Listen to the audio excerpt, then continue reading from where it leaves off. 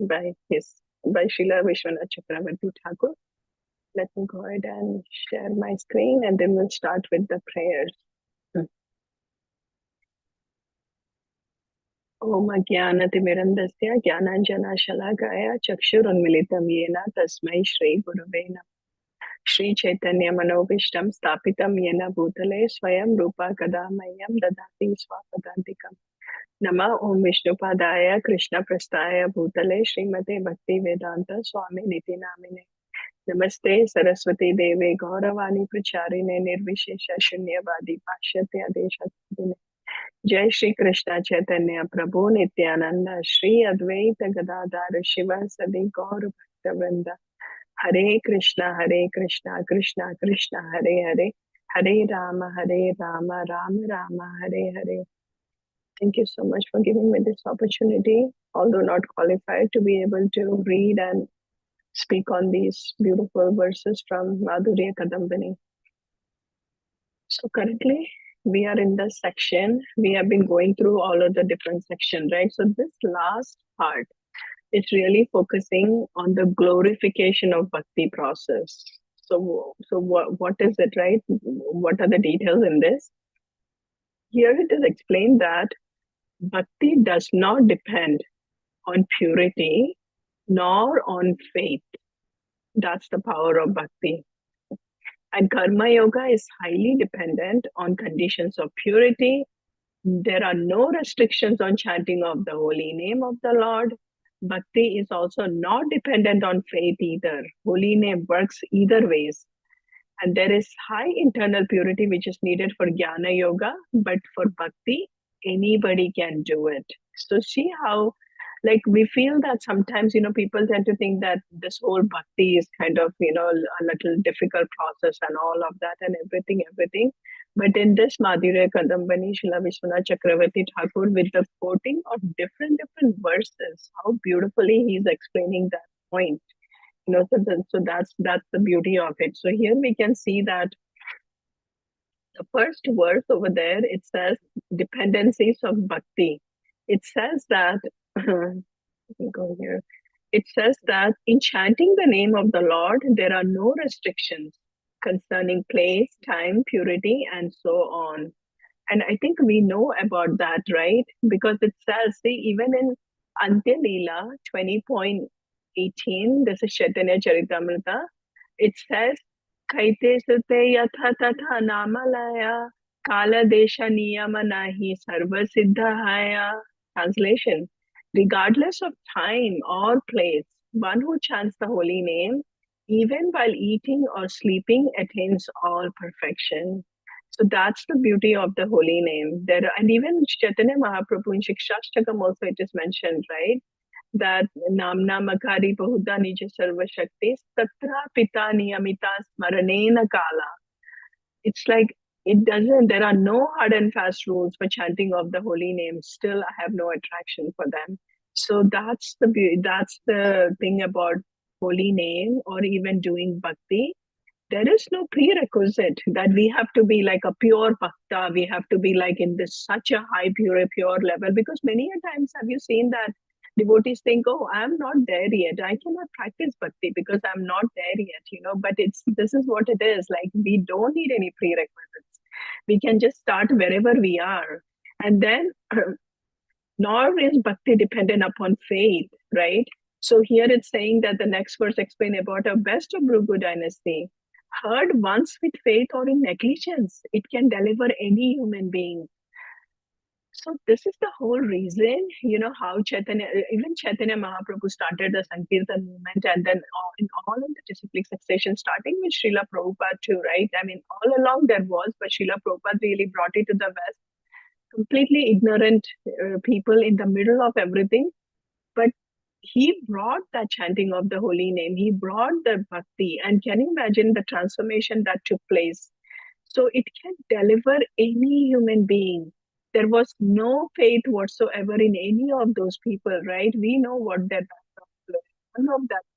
No prerequisite, no qualification. But all of them became such pure devotees. So that was the power of bhakti, the power of the holy name, what happened.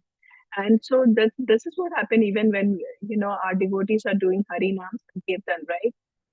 They go out there, even if somebody just even laughing, or even, they're just coming because they like the mantra, the tune, the music, and they're just dancing to it. Guess what? Their bhakti life has already begun.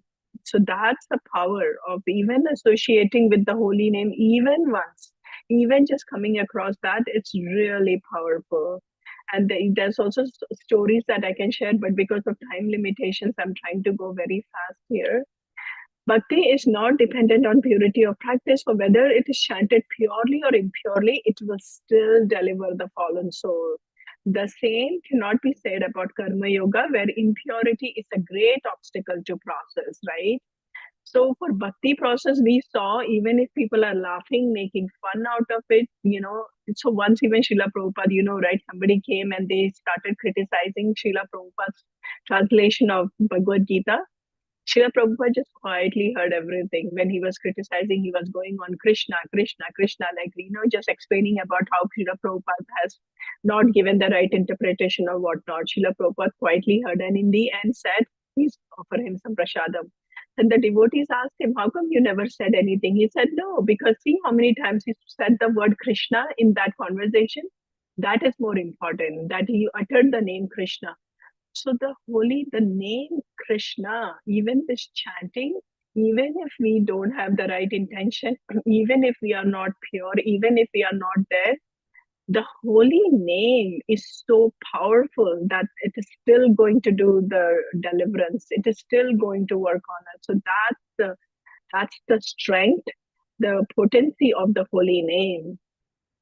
So here again, like the example is given, right? So holy name, the bhakti process doesn't require any prerequisites. It's not very strict about the rules and regulations. But then here the example is given of how karma yoga, when we are doing the fire sacrifice, the mantra, if it is not delivered properly with the correct intonation and pronunciation, what will happen is it will not fulfill the purpose. And what is the classic example that's given in Srimad Bhagavatam is the pastime of Rudrasura. So we know, right, when the fire sacrifice was doing, again, there is the whole pastime about Brihaspati disappearing from the heaven. And then basically what it is Vishwarup had accepted the position of spiritual master, but then Indra kills Vishwarup. So for that, what happens is Pashta Rishi is trying to take revenge. But by the time, all the sacrifice is done, the mantra was really uttered for a demon to come up and to kill Indra. But what happens is just because the utterance was not done in the right format, the demon comes out, but it is supposed to be killed by Indra. Instead of him killing Indra, it turns out that it is supposed to be killed by Indra. But just because of the way the mantra was uttered, it kind of did a exactly opposite reaction. So that's how it is so strict to have the right rules and regulations for the pronunciation of mantra while doing the fire sacrifice. But what about bhakti, right? Like as we saw, there was no prerequisites, no purity needed, no time, place, or any of that needed. And now, guess what? Simple person can also perform bhakti, and that is the next year going on. That it doesn't matter, and even in Bhagavad Gita, Sri Krishna just directly says that, right? This verse, "Apichet suduracharo bhajate mam ananya sadhu eva samantva samyak Vyavishto he saha." Translation: even if one commits the most abominable action, if he's engaged in devotional service, he is to be considered saintly because he's properly situated in his determination. Again, elevating the power of bhakti, that by any mistake, there is all happens. It's not intentional, okay? Intentional is a whole different thing because we have been warned against doing sinful reactions when we are chanting the holy name. That's a big offense. But this is like accidentally, if something happens, then Krishna is saying it's okay because he's fixed in devotional service. He is to be considered saintly. And that's what Krishna is saying, that go completely declare boldly. He quickly becomes righteous and attaining lasting peace. Verse 9.31. O son of Kunti, declare it boldly that my devotee never perishes. So Krishna is giving that confidence that somebody who takes up to bhakti, somebody who's falling, he's under my protection. Even if he does a little bit of error here, something, that's okay. As long as he's following the bhakti process, I got him. And see, boldly declare, Arjuna, that my devotee is never going to perish. So, again, as I said, this doesn't give us like a free ticket to do anything and carelessly behave things, but it's just that we have the full assurance from Krishna that he's going to protect. And then the next section also talks about the following verses talk about the power of bhakti. Ajamila, did he really intentionally call out to Narayana when he was doing? No, he was just his son Vishnu. And he had a simple reaction. Although he was from a Brahmana family, he kind of slipped. He forgot all of that, but towards the end of his life, he called out to Narayana. And because of that, Vishnu Dutas came and protected completely from rather than going into Yamaloka. And so even there, you can imagine the holy name is so powerful that in spite of all of that, just even accidentally calling, not even intentionally calling, the holy name still did the magic. So that is the power of bhakti. Then the following verse speaks about the superiority of bhakti over moksha, which is bhakti attains higher position than liberation. And you know what? Pure devotees, they don't care for liberation. They don't care, because what is so important to a pure devotee? Serving the Supreme Lord. It doesn't matter which planet, which loka, where somebody is, it doesn't matter. As long as I get an opportunity to serve the Supreme Lord, that is more important to me rather than, like merging into Brahman or liberation or whatnot, any of that. And in the last verse, I thought this was beautiful. It's also saying that Krishna Bhakti causes Prema Bhakti to be produced from Sadhana Bhakti. See, Sadhana Bhakti is where we are following the rules and regulations, we are following the instructions and everything we are trying to do all of that, right? But that's the first step, right? Sadhana Bhakti. And Prema Bhakti is like the last step. We saw the ladder, right, going up. Prema Bhakti is the last step. But what Srila Vishnu Chakravarti Thakur is saying here with the reference of verse 11.331 is that this, because of the mercy of the devotees and main importantly, mercy of Krishna, we are able to progress towards Prema Bhakti. So the last section, I'm hoping all of you have this book and the page open, page 11. This is so beautiful, the last paragraph. See, the preeminent, all-pervading, totally independent, self-manifesting and life-giving nature of the great energy bhakti is of the same nature as the Supreme Lord, from whom bhakti emanates. This has been explained here.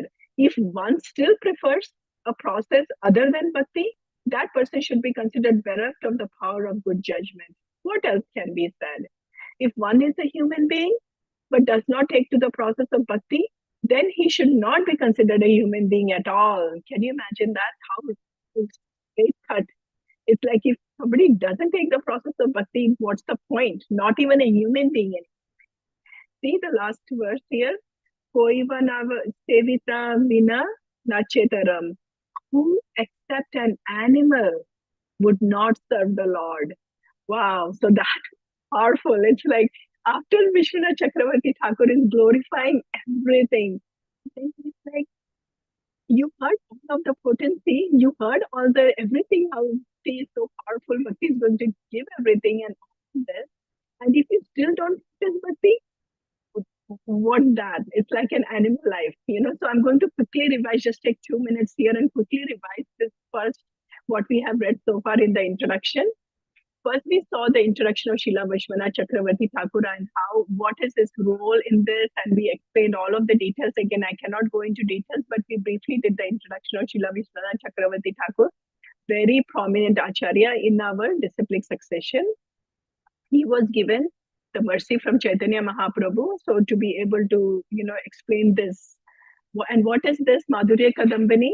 It is the cloud bank of nectar, which is explaining the progression of bhakti through the 9 stages from sadhu sangha, from sadhana, sadhu sangha, bhajana kriya, anartha nivriti, nishta, ruchi, ashakti, bhava, and prema. Those are the steps. And we have that in the book also, right? So this is what it is, Madhurya Kadambini. Then we talked about how the Lord is Akala Rasa Murti. He, everything, all the rasas are within him. when the living entity comes in contact with Krishna, there is no other bliss, no other pleasure that can supersede that. And that's the epitome of everything that a living entity can have. So that's the power of bhakti, again coming in contact with the spiritual practice, with Krishna. Then we talked about the independent nature of bhakti, right? Bhakti is completely independent, not depending on karma, jnana, or anything pious, previous credits, luck, by chance, whatever. We refuted all of it. And what did we say really? Bhakti comes from bhakti. And it is the mercy of the Lord and his devotees that we are able to really get the bhakti within us. And then we talked about that bhakti is not caused by Nishkam Karma Yoga. There's no place in it for that doesn't do it, because bhakti is completely independent. And then the next section talked about bhakti is always distinct from karma and jnana. Somebody who does karma and jnana minus bhakti is not going to get any fruits. But when you do bhakti, it is like adding a one, and all these zeros will carry value. But otherwise, it is just futile zeros. But when somebody does practice bhakti, the jnana, renunciation, everything just follows when somebody does bhakti. And then bhakti does not depend on purity or faith. We saw that today. There is no prerequisites, dear devotees. Anybody can start bhakti from any background, any social background, anything. We can just start bhakti, and it really, Krishna also gives that assurance that I am going to be there to protect you when somebody takes up this bhakti. And we also saw the potency of bhakti, right? How it is going to deliver, even if we said it in a joking manner, even if we did not intend, whatever it was, but still the holy name has the power to deliver us. So with that, I would like to end. Thank you so much again giving me this opportunity. Hare Krishna.